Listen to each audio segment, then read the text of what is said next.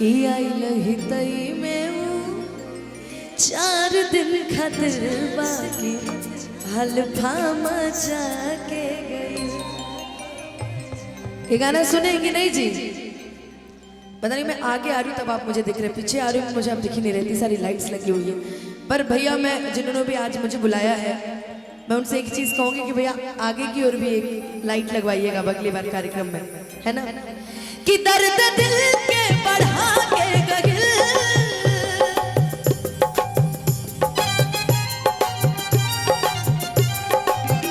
लोग ऐसन लगा के गगिल, आई लही तई में वो 4 दिन खातिर बाकी हल्फा मचा के, आई लही तई में वो 4 दिन खातिर बाकी हल्फा मचा के गई। कि दर्द दिल के बढ़ा के गगिल,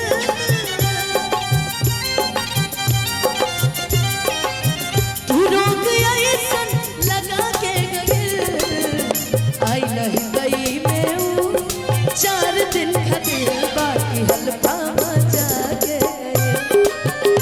आई लही तई में वो 4 दिन खातिर बाकी हल्फा मचा के गई। खालू तिरंगा गोरिया भार के जा झार के, खालू तिरंगा गोरिया भार के जा झार के, अरे जा झार के। अब बाकी यही है तबार के जा झार के, बाकी यही है तबार के जा झार के।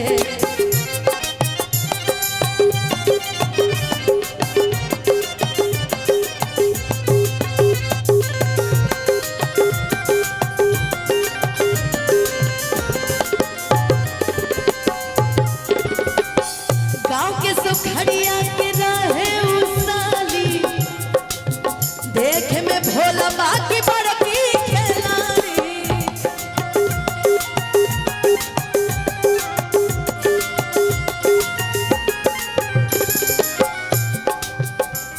एगो लाइन बड़ा सुंदर मुझे याद आया,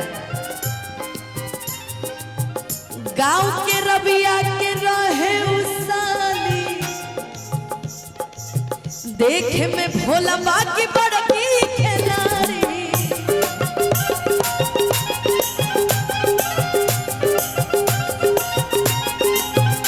रस ऐसन छुआ के गगिल, रस ऐसन छुआ के गगिल, ओकरा चक्कर में जे भी पार गइल हो सबके चूना लगा के गइल।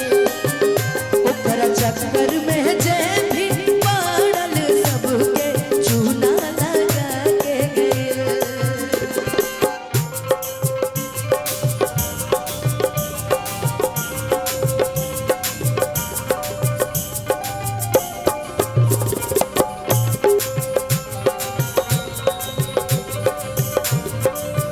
गोरे गोरे गालों ने काले काले बालों ने,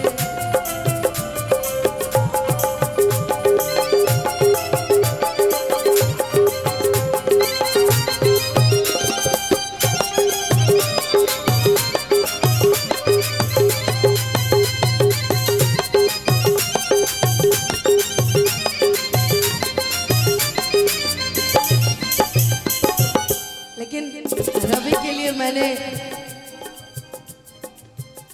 रवि के बहुत, अरे चलते रह रहे हैं, एकदम रुकना नहीं है। दुनिया में अलग अलग तरह का प्रेम है भैया, किसी को लड़की से प्रेम होता है, किसी को मम्मी पापा से प्रेम होता है, किसी को भाई बहन से प्रेम होता है, किसी को लड़के से प्रेम होता है, लेकिन मेरे भाई रवि को बकरी से प्रेम होता है। घूमे खातिर आइली एक दिन हमरा घरे, हंसी हंसी हमसे उ बात लगली करे।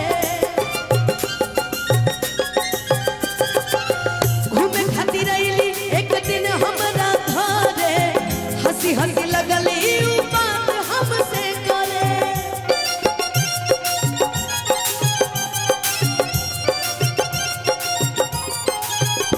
रोग ऐसन लगा के गई,